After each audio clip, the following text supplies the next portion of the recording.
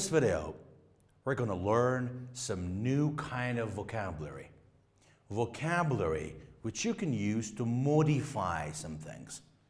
Listen, please. In the IELTS speaking test, the candidates need to show their personal attitudes. Remember, if you're describing a person, it's okay. You're going to use some adjectives to do that. But you need to show this is your personal attitude. How can you do this? So let me read it from here. The candidates need to show their personal attitudes toward a topic because the speaking should be subjective in order to be more communicative. If you want to show more communication, you need to speak subjectively to show this is my opinion about something. You need some modifying adverbs. Be with me and watch here. This can be done through a language function called modifying or evaluating. And this is a very popular and common question in the IELTS. They ask you some questions, you need to describe something, and you need to show your personal attitude using modifying or evaluating techniques. There are some key ways you can indicate evaluating in the IELTS speaking test.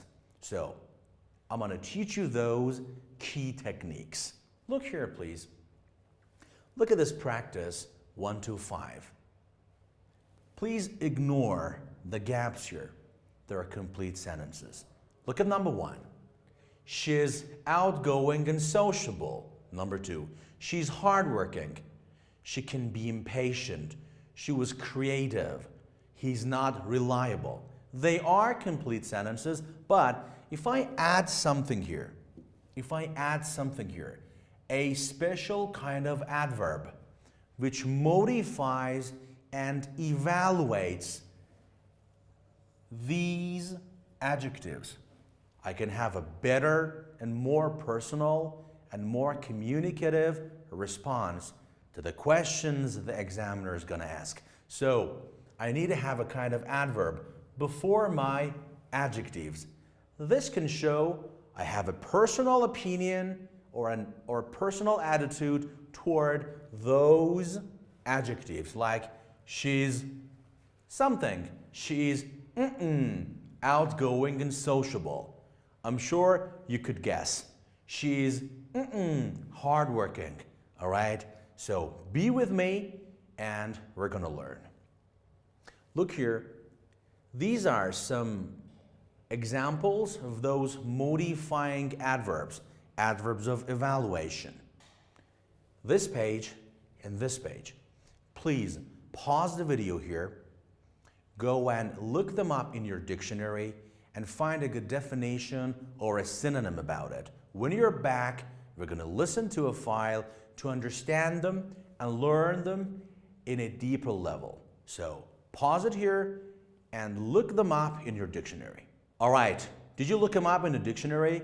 Like naturally, what does it mean? Did you understand it? Naturally or significantly, unfortunately. So for example, when do you use unfortunately? When something unfortunate's gonna happen. When something you don't want is gonna happen. Unfortunately. Good, so you've practiced these. Now look here.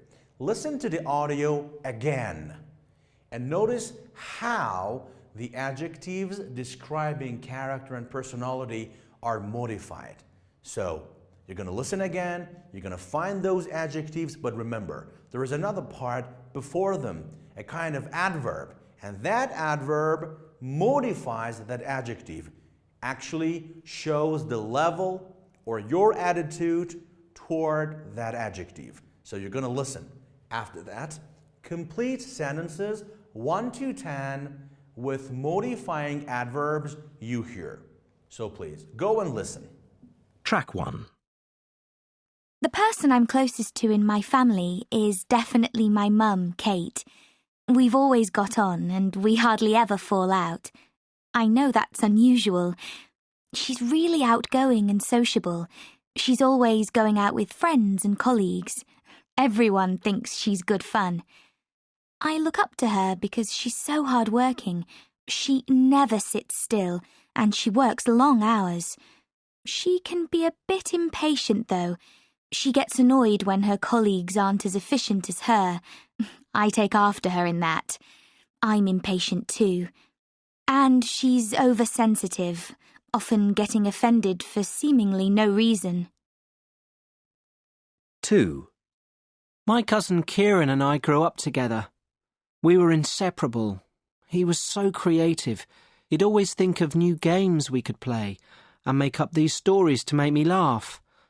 I was constantly amazed by his open-mindedness as well. He was never judgmental. I wish I could be like that. Unfortunately, we grew apart, slowly but surely, and by the time we went to uni, we weren't in touch anymore. I haven't seen him for years. It's really sad. I would blame it partly on the fact that he's not very reliable. So, for example, if I email him, he won't respond. I'm not sure what he's up to these days. 3. I know this is a cliché, but I don't get on with my in-laws, especially my mother-in-law, Jane. She's so nosy, always wanting to know what we're doing and who we're with, and she's terribly blunt, which means she quite often upsets us with things she comes out with. And then she can be quite stingy. When we go out for a meal with her and my father-in-law, she never offers to pay, even though they're much better off than us. I must say, though, she's extremely clever, and I do respect her for that. She set up her own business 5 years ago, and it's gone from strength to strength. She's so self-assured and ambitious too, which I suppose is why she's so successful in business. All right. Did you listen well? Could you find those adverbs of evaluation, those modifying things? Okay. So, I'm sure now you're able to fill in the blanks, like she's really outgoing and sociable. She is very outgoing and sociable, for example. But now please, according to what you heard, what you listened to in the listening, please fill in the gaps in questions 1 through 10. In the next video, I'm going to teach you a very crucial, very helpful tip. This can help you increase your score in a flash. Stay with me.